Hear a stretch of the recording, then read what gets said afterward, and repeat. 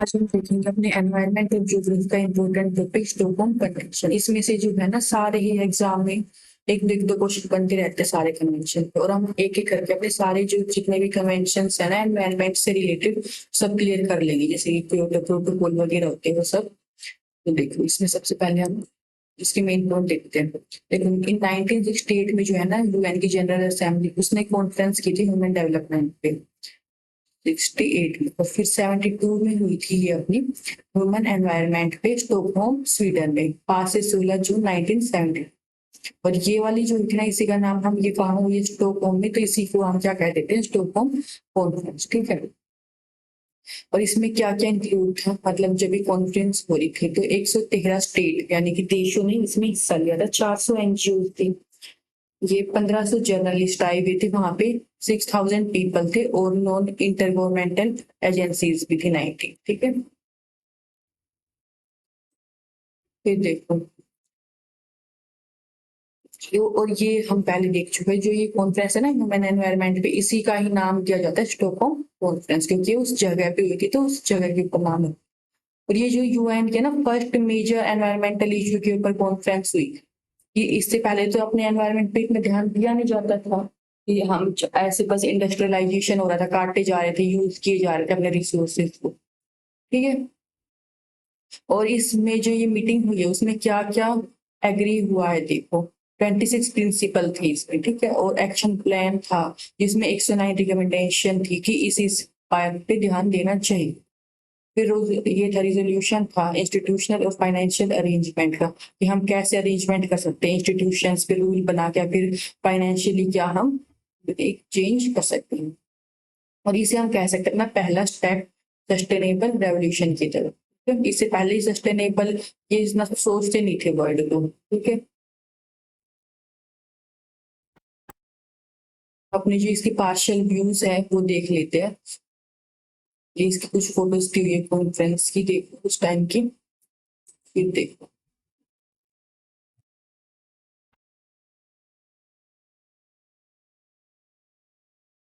इसकी थीम में मेन क्या क्या बातें हुई थी, क्या कहा गया था। तो जो इंसान है ह्यूमन बींग और एनवायरनमेंट एक दूसरे पे क्या है वो डिपेंड, ठीक है।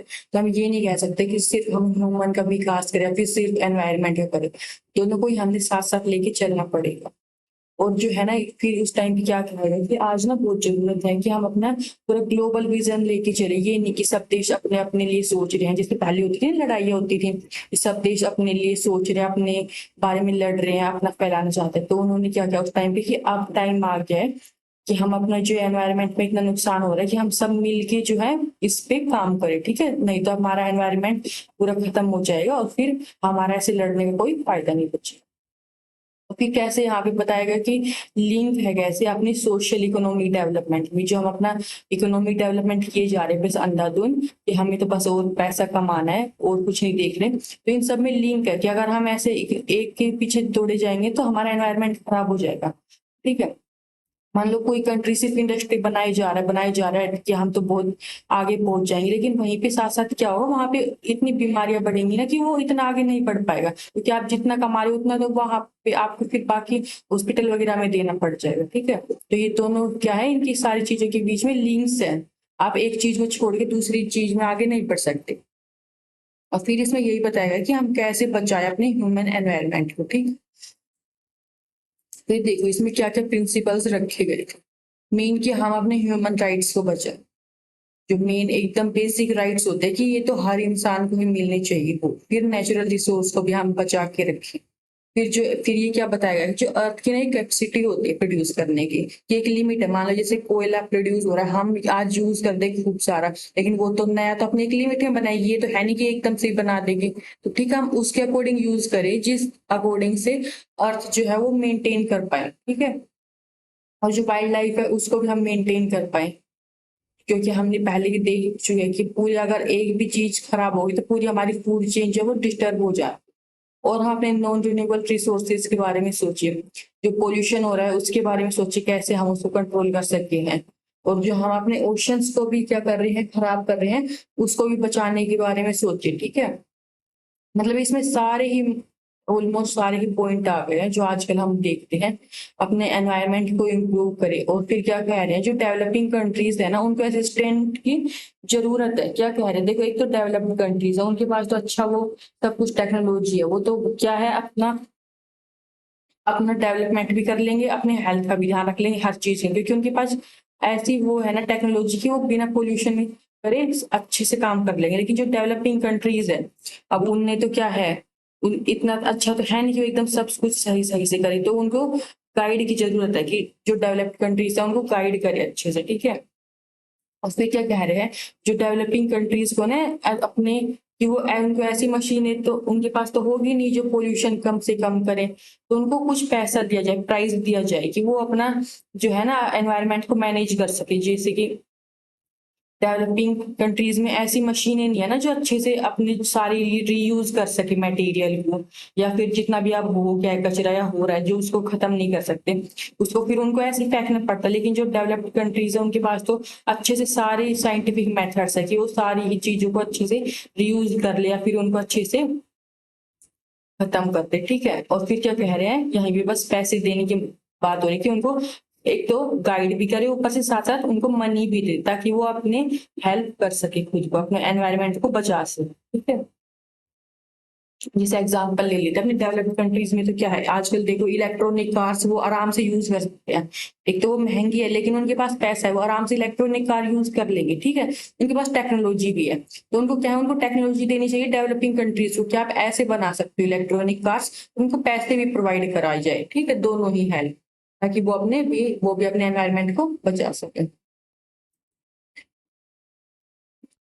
फिर देखो, फिर इसमें क्या है कि रैशनल प्लानिंग, सब कुछ मिला के प्लानिंग करने की जरूरत नहीं है बहुत ज्यादा। ये नहीं कि सिर्फ अपने एनवायरनमेंट के बारे में सोच रहे हैं या फिर सिर्फ अपने इकोनॉमी के बारे में, सारी चीजों को मिला के प्लानिंग करने की जरूरत है। और फिर क्या कह रहे हैं, आजकल कितनी जनसंख्या बढ़ती जा रही है, जो अपना ह्यूमन सेटलमेंट है ना उसको प्लान करके करने की बहुत ज्यादा जरूरत है। और फिर क्या कह रहे हैं, जो गवर्नमेंट है ना वो अपने खुद के प्लान्स बनाए, पॉलिसीज बनाए कि हम ऐसे ऐसे करके जो अपने एनवायरनमेंट का प्रोटेक्शन करेंगे। जितने भी नेशनल इंस्टीट्यूट है ना वो प्लान करे अपने डेवलपमेंट्स को, कैसे हमने यूज करना है नेचुरल रिसोर्सेज को। और फिर क्या कह रहे हैं, जो साइंस और टेक्नोलॉजी है ना उसको इम्प्रूव किया जाए कि हम कैसे इन्वायरमेंट को खराब किए बिना ही अपना डेवलपमेंट कर सकते हैं। और एनवायरनमेंट से रिलेटेड एजुकेशन दी जाए। अगर लोगों को पता ही नहीं होगा कि हम जो काम कर रहे हैं उससे एनवायरनमेंट को नुकसान हो रहा है, तो वो रोकेंगे कैसे। मान लो जैसे गाँव में ईंधन का यूज करते हैं, उनको पता ही नहीं है कि हम ईंधन से हमें भी प्रॉब्लम हो सकती है, ठीक है, हेल्थ की या फिर एनवायरनमेंट को भी प्रॉब्लम हो रही है, तो उनको पता ही नहीं है, तो वो बंद कैसे करेंगे। तो एजुकेशन देनी बहुत इंपॉर्टेंट है, ठीक है। फिर है एनवायरमेंटल रिसर्च को भी हम प्रमोट करें कि हम ऐसी और नई टेक्नोलॉजीज ढूंढे जिससे हम अपना डेवलपमेंट भी कर पाए और हमारा एनवायरमेंट भी खराब ना हो, तो इसको लिए भी प्रमोट किया जाए, ठीक है, लोगों को कि आप आइए हम आपको हेल्प करेंगे, आप रिसर्च कीजिए इसे, आपका पूरा टाइम देके। और फिर क्या कह रहे हैं, जो स्टेट्स है ना वो एक्सप्लोर तो करे अपने जो उनको नेचुरल रिसोर्स है, मान लो किसी भी कंट्री के पास, ठीक है, वो यूज करेंगे उनको, लेकिन क्या है कि इतना करे कि मतलब कोई नुकसान ना हो, ठीक है, ना ही बाकी लोगों को, बाकी कंट्रीज को, एनवायरनमेंट को या फिर बाकी वाइल्ड लाइफ को, ठीक है। और फिर क्या कह रहे हैं, सारे के सारे नेशंस को है ना अपने खुद के स्टैंडर्ड्स बनाने चाहिए कि हम इस लिमिट तक अपना ये कंट्रोल करेंगे, ठीक है, इतना हमने डेवलपमेंट करना है, इतना हमने बचा के रखना। फिर must be cooperation on international issues. फिर क्या कह रहे हैं कि जितने भी इंटरनेशनल इश्यूज है ना उस पर कोऑपरेशन करे वो सब मिलके। ये नहीं कि देश हम तो नहीं मान रहे, आपने ऐसे दो चार कंट्रीज ने मिलके रूल बना लिए तो हम ये नहीं मान रहे, तो उनको क्या है कोऑपरेट करना पड़ेगा। तो फिर क्या कह रहे हैं, इंटरनेशनल जो ऑर्गेनाइजेशंस बनाई हुई ना उनको भी हेल्प करनी चाहिए एनवायरनमेंट को इम्प्रूव करने के लिए। और जो वेपन्स बनाए हुए हैं ना, जैसे बहुत सारे जो बड़ी कंट्रीज उन्होंने वेपन्स बनाए हुए जिससे कि पूरी की पूरी जो मास डिस्ट्रक्शन हो सकते हैं ना उन सबको खत्म कर दिया जाए, ताकि फिर जो छोटे कंट्रीज है उनमें जो है डर नहीं रहेगा, तो वो उनमें अपना वो टाइम और मनी लगाने की जगह अपने एनवायरनमेंट में लगाएंगे। फिर देखो इसकी सिग्निफिकेंस क्या निकल के आए। एक तो ये highly influence in the development of international environmental laws and policies. और फिर इसमें क्या थे, 26 प्रिंसिपल्स थे जो कि एज ए फाउंडेशन काम करे अपने मॉडर्न इंटरनेशनल एनवायरमेंटल लॉ पे। एक हम ये नहीं कह सकते, अब देखो हमने इतने सारे पॉइंट पढ़ लिए, आपको लगेगा ये तो क्या है, हम तो आजकल ये डेली न्यूज में सुनते हैं ये सारी बातें, लेकिन ये उस टाइम पे फर्स्ट अपनी ऐसी मीटिंग थी, तो एक तरह से जो नींव का काम करती है ना, वो नींव की तरह काम किया, और नींव बहुत इंपॉर्टेंट होती है, बेशक वो हमें नींव दिखाई नहीं दे रही आज, ठीक है, हम कहें क्या है, वो तो सिंपल सी है, हमें तो ऊपर सुंदर सी बिल्डिंग मेन इंपॉर्टेंट है, लेकिन ये जो एक इसने क्या है, फाउंडेशन का काम किया इसने। और फिर देखो इसमें है क्रिएशन ऑफ यूएनईपी, यहाँ पे एक यूएनईपी के भी फॉर्मेशन की गई थी, और ये भी एक बहुत बड़ी लैंडमार्क अचीवमेंट थी। फिर देखो, और फिर इसने क्या प्रोवाइड किया, फ्यूचर जो आने वाली गवर्नमेंट थी ना, कि वो जो अपने लॉज बनाएंगे ना, तो अगर वो उनको पता रहेगा कि हम जो लॉज बना रहे हैं उससे क्या एनवायरनमेंट को फायदा होगा, नुकसान होगा, तो उसको ध्यान में रखते हुए अपने लॉज बनाएंगे, ठीक है। फिर देखो, और फिर उनको इंस्पिरेशंस मिलेगी, और जो लोगों में भी इतने बड़े लेवल पे अगर मीटिंग हो रही है, तो लोगों में भी क्या है, जागरूकता आ रही है कि हाँ ये बहुत इंपॉर्टेंट ऐसा इशू है जिसके ऊपर भाई सारे के सारे देश मिलके इतनी मीटिंग कर रहे हैं, तो कितनी जरूरी बात होगी। अगर वैसे हम कोई भी नॉर्मल इंसान चलता फिरता कहेगा कि एनवायरनमेंट का ध्यान रखो, तो इतना नहीं मानेंगे लोग, ठीक है।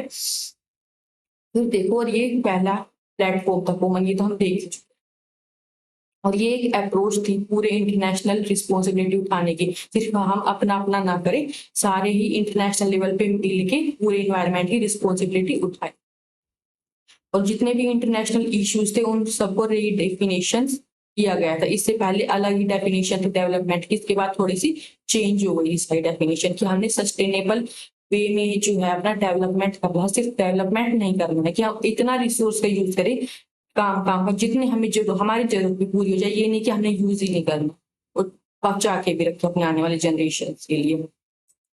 अब देखो इसका मेन हम सारे पॉइंट इनको कंक्लूड कर लेते हैं।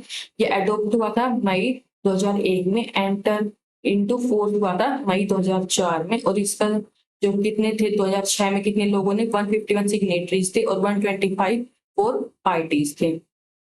और इसका मेन ऑब्जेक्टिव आर्टिकल 1 में क्या लिखा होता है, परसिस्टेंट ऑर्गेनिक पोल्यूटेंट्स जो होते हैं ना, पीओपी, उनको कम करना। और इसमें 3 ग्रुप थे केमिकल के, पहला NX1 2 3। NX1 में तो था जिनको बिल्कुल ही एनिमिलेट एकदम हटा दे, दूसरे में जिसमें थोड़ी सी रिस्ट्रिक्शंस रखी गई थी, फिर तीसरे में जो था अनइंटेंशनली प्रोड्यूस्ड केमिकल। इसमें क्या था, पार्टीज के ऊपर जो है ऑब्लिगेशंस लगाई गई कि आप जो है जो पीओपी की रिलीज को हटा दो बिल्कुल। तो मिलते हैं हम अपने नेक्स्ट इंपॉर्टेंट टॉपिक से, आप नई। Thank you.